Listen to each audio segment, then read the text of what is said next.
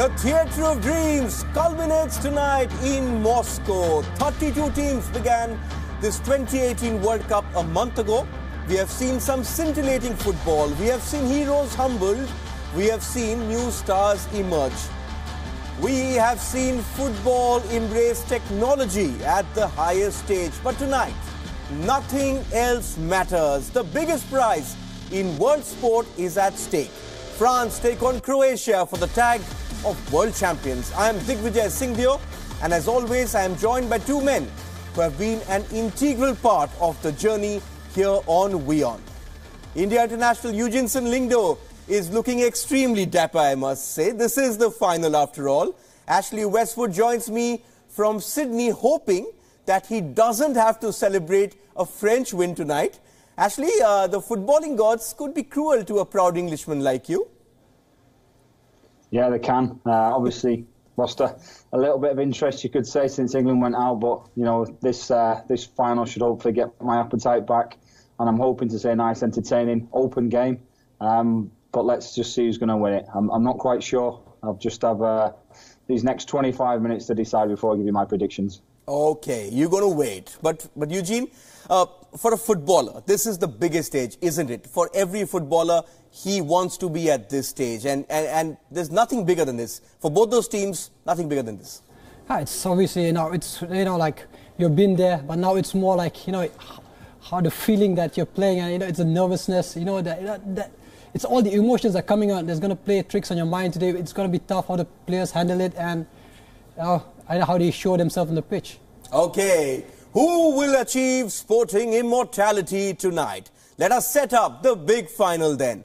The World Cup began in Moscow's Luzhniki Stadium on the 14th of June, and a month later we return to the most iconic sporting venue in Russia. Just 8 teams have won the World Cup in the last 88 years. Reflect on that. Just 8. This is an exclusive club that Croatia, first-time finalists, are hoping to break into. Their opponents, France, know what it means to lift that trophy and what it means to lose a World Cup final. The world awaits in anticipation. Let's get in Ashley Westwood and Eugeneson Lyngdoh. Ashley, let me start with you. I love your background. You're going 50-50 at the moment, even though you aren't giving us a prediction yet. But Ashley, just for the stage, for the stage that we have seen at this World Cup, this is one of the most unlikeliest finals. You would perhaps have to go back to 1962, where Brazil, who had won the World Cup in 58, played Czechoslovakia. It's been that kind of a World Cup. Yeah, it certainly has. Obviously, the big hitters, the big stars that we've thought would do well. Your Argentinas, obviously with Messi, Portugal with Ronaldo. None of those have made the final, even in Germany. I think, Croatia ranked 20 before the tournament. I think this is the lowest ranked team ever to reach a final, so it just shows you how unpredictable it's been. We talk about Croatia getting there. And obviously, if you look at the group stages, they won 3 out of 3 and they deserve to be there. And let's not mention, obviously, the 3 extra times where they've had to really graft and show some unbelievable, team spirit, some determination to reach where they have. So hats off to them. And let's just hope, it's a good final. Yes, Eugene, winning a World Cup is a very exclusive club. That's what Croatia are trying to break into. You would think that in the last 88 years, barring the break for the Second World War, you would have had many teams winning the World Cup, but just 8 teams have won the World Cup, and that's what Croatia are trying to get crashed, that exclusive club. I know, 21 World Cups so far, and only 8 teams have done it, and it just shows that it's not easy to win a tournament, especially a tournament like the World Cup. I mean, there are teams that come here who really do well, and there are teams that have just come here, have really got through because of where they come from and how they are. But so now Croatia in a spot where they have the ability, opportunity to say whether they can become one of the, be a part of history or just be a part of the finals, which obviously no one really cares. But being a winner is something that you want. For example, Modric, who's won almost everything at club level and everything. But World Cup eludes almost a player like would want to win a World Cup. So I think like for him, it'll be an important thing. Yes, and actually Croatia over this tournament have also become the team of the neutrals. You have your supporters of Argentina, Brazil, but obviously as you get to the World Cup final, you want to pick that one team. But what they've done is, the way they've played their football, you have everyone across the world rooting for Croatia. This has been a remarkable journey. Yeah, I think it has. I think that's, like you said, it's down to the way they've played the game. You know, they've had Rakitic and Modric really controlling the midfield. Obviously, Brozovic is the one that sits behind them, that gives them that security to go on. And then players that you probably, you know, they are good players, but you're not that familiar with, have come Perisic, obviously, on the left-hand side, Rebic on the right-hand side. And these players have really known, you know, what they're worth and what it's like to be part of a team and a team spirit. Obviously, all complemented at the back as well, the partnership. Vida has been instrumental. So I think once people's, you know, main teams have got knocked out, like we've mentioned, the Argentinas, the Germanys, the Brazils, people then always love to have an interest in the World Cup, to see, you know, you want to watch it to the end. And Croatia have certainly caught everybody's eyes, the neutrals' eyes, which is what you've said. Yes, and Eugene, there are lessons for every country out there as well, because, you know, Croatia, a country of what, 4 million, in Indian terms, 41 lakhs, that's 1/3 the population of Delhi. This is going to give belief to a lot of smaller nations across the world, even someone like us, someone here in India, that we can actually think, if we get it right, if we get the grassroots right, this is going to give everyone belief that it's not a stage too far. It definitely would do. I mean, you look at Croatia, it has always been football. I mean, football has always been the identity. So they've used football as a weapon, you know, I mean, a weapon as in, like, for the way that the country has evolved. I mean, so, but, and you know that you look at their youth development has been one of the best so far. Recent news that have come out, they've been really good at it. So I think for a country like ours, we need a proper infrastructure, and especially the youth development has to be done right, you know, from a kid that's age of 4, 5, 6, 7 years old, like what Ashley we used to talk about. So that's very important, very vital. Then only we can think about it, you know. Yes, perhaps I got my son started early. Okay, done with the opening comments. Let's get down to the tactical bits now. Where will this match be won? Ashley Westwood is in Sydney, but he has set this up for us on his tactical board. Let's listen to what Ashley had to say on how this game will pan out. Hi, so we're talking about the battle, the tactical battle for obviously the World Cup final, Croatia-France, and it's certainly going to be an interesting one. For me, what I found for Croatia against England, which was really intriguing, was the press, the high press that they managed to put on against England. We know that Croatia, kind of like this 4-3-3, if you like, they have different combinations in the middle. Sometimes they have Rakitic and Brozovic sitting and let Modric get forward, but I think this is their best formation and how they're going to hurt France. France, Kante, Pogba sitting, and it's going to be about the midfield battle. But like I've mentioned, Croatia, if they are going to be successful, they need to have the press on. We know that France will try and play out of the back, which is going to happen quite a lot. As soon as they play out the back, Mandzukic worked his socks off. We're going to see that. If the ball goes to the fullbacks, we're obviously going to see Perisic put the pressure on like we seen the other night. And this, for me, is what's going to start Croatia off. Wherever that ball goes, you're going to see full press from Croatia. But where it gets interesting is in the middle of the park. France like to play out from the back. So this kind of system will allow Modric to get tight. It will allow Rakitic to get tight. And obviously Brozovic will be able to sit and give them some insurance on Griezmann. And that's for me where it's going to be won or lost. Certainly all about this midfield battle. And we've seen already, we've seen Rakitic and we've seen obviously Modric do really, really well and control that football. And when they do get possession, which will happen at time, Croatia, they certainly be able to get into kind of these positions. They'll release Modric, they'll get Mandzukic forward, and obviously Perisic gets in these positions. That's all good on paper. All of a sudden it can be something as simple as a ball regain from France, Mbappe's pace down the outside, one long ball, and all of a sudden the tables turn and France run on front foot. So that's, for me, is going to be the interesting battle, all about the midfield, who can control the football, who can dominate. All right, we had Ashley setting up the tactics before he took his flight to Sydney. Mr. Westwood wasn't anticipating too many changes, and he wasn't far off in that regard. Both managers have named unchanged teams from the 11s that started their respective semi-finals earlier this week. France will operate with their tried and tested setup with N'Golo Kante and Paul Pogba, along with Blaise Matuidi, the engine room, and Kylian Mbappe and Antoine Griezmann striking fear up top alongside the yet-to-score but very influential Olivier Giroud. Now for Croatia, tired legs have been put to the back of the minds in a search of a historic world title. Zlatko Dalic retains his first choice 11. The midfield holds key to the fortunes for the Croatians too, as it should, with Luka Modric and Ivan Rakitic leading the ranks. In the attacking third, they will hope for Ivan Perisic and Mario Mandzukic to continue coming up with the goods.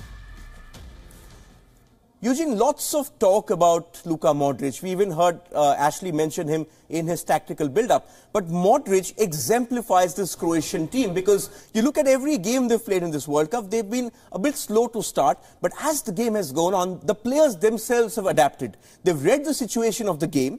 And then even against England, we saw they weathered that early storm and then they found a way. That is the hallmark of a good team which plays for one another. No, I mean, Modric has obviously been the perfect captain. You look at the campaign, I mean, when he missed the penalty and then he scored it, in a penalty shootout, it just shows, the motivation, the way that he's carrying and how he's leading his players.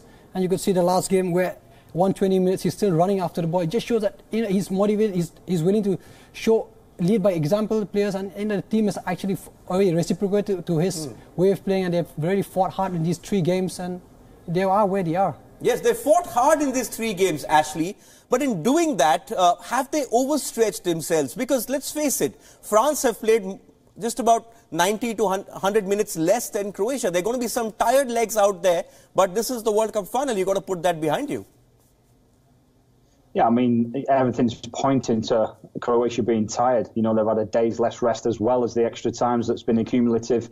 You're probably looking at 10 to 12,000 metres more that the players have run, and that's not including what they've had to do in training to try and get the fatigue out of the legs. So it's, like I say, on paper, you would definitely be thinking they've got to tire. The coach has mentioned in the press today that, fatigue could play a part, but we're not thinking about that. Anybody that mentioned it last time, the Croatian players used it to their advantage to spur them on. Certainly against England, they felt that the English press were just mentioning it all the time, and they turned that into a positive situation. So it's hard to think that it's going to affect them, but with science and with our brains, it's all telling us that surely they're going to tire. But I just think they've got that much mental strength. Once they cross that white line, the 90 minutes or the 120 minutes, they're going to be ready, and they know they're probably never going to get another chance again, maybe, at another World Cup final. So it's now or never, and sometimes that's enough to spur you on and get that extra little bit of energy that's inside your body. Yes, it's now or never. And on the other hand, France, Ashley, have been solid. Each game they've gone into, they've tried to get control. It's not very good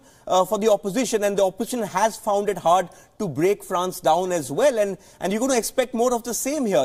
Didier Deschamps, very simple. He wants Olivier Giroud there, who hasn't scored a goal because Giroud ticks all the boxes what the coach wants. That's exactly how they've played, and teams have struggled against them.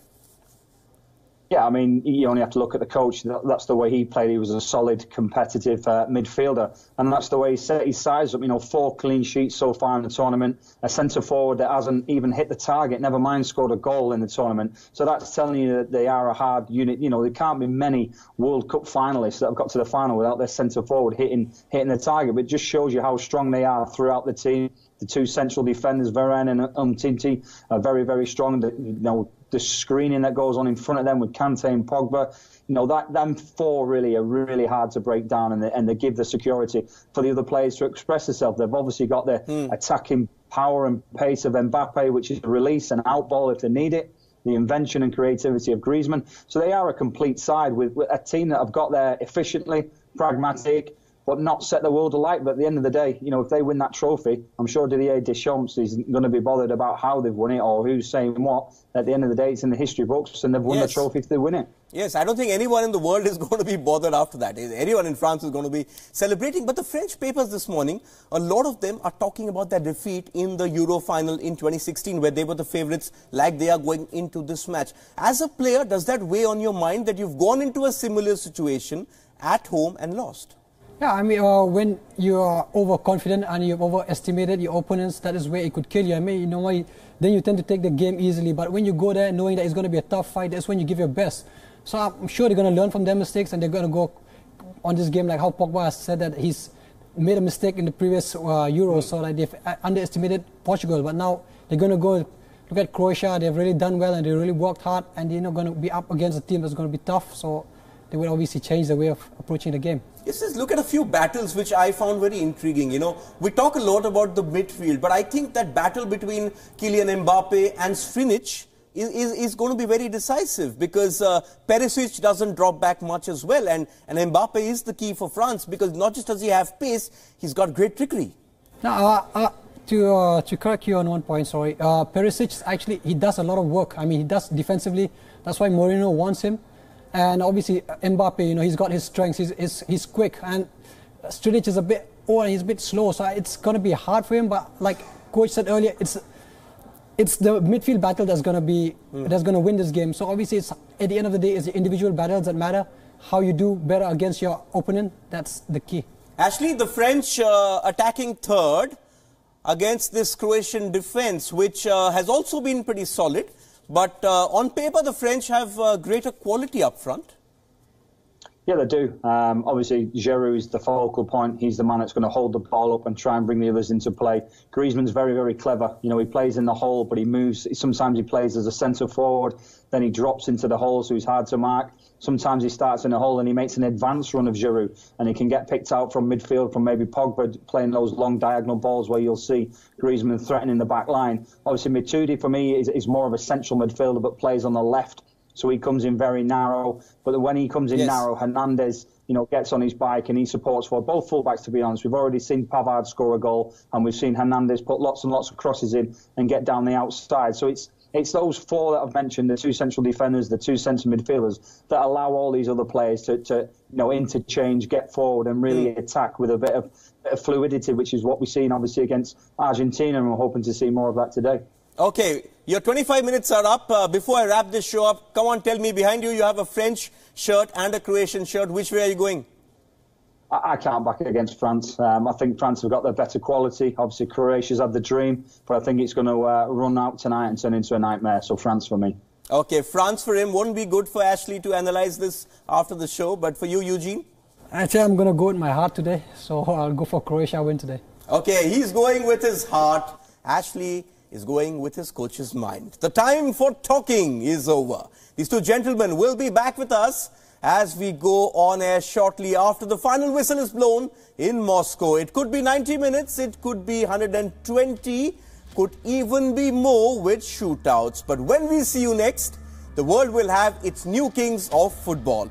It has been an extraordinary road which has led these two units to this, the most extraordinary stage in the sport. Let's take a moment to relive those runs then as we wrap up. For now, see you on the other side of the FIFA World Cup final on Theatre of Dreams.